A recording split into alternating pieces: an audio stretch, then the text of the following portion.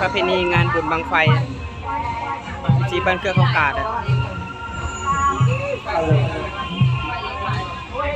บรรยากาศ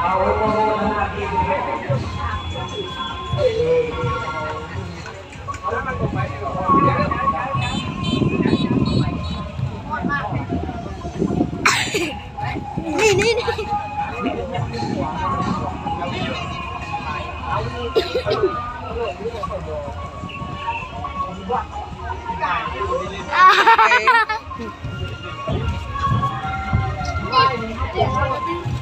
ดื้อคักตัวตึงเอ้ยเกี่ยวไม่พี่ผมนะ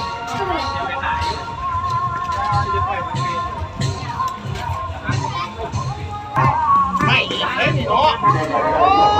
แกคนแล้วสัตว์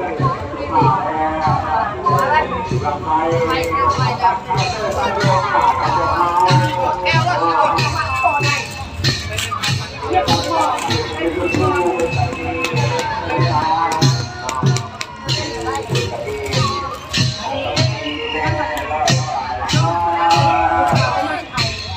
แห่วนใน3 รอบนะครับนี่คือประเพณีลาวงานบุญบังไฟ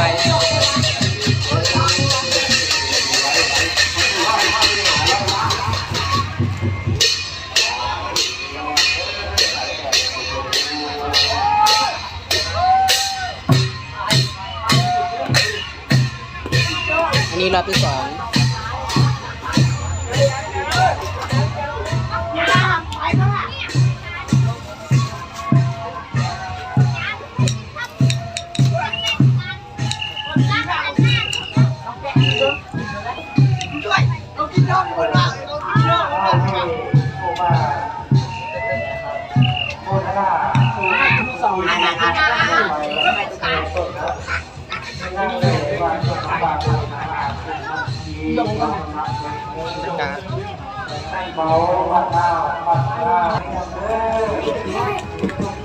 นี่จะตึง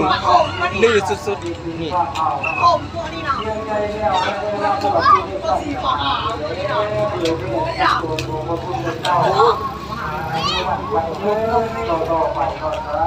บรรยากาศ2 3 4 5 6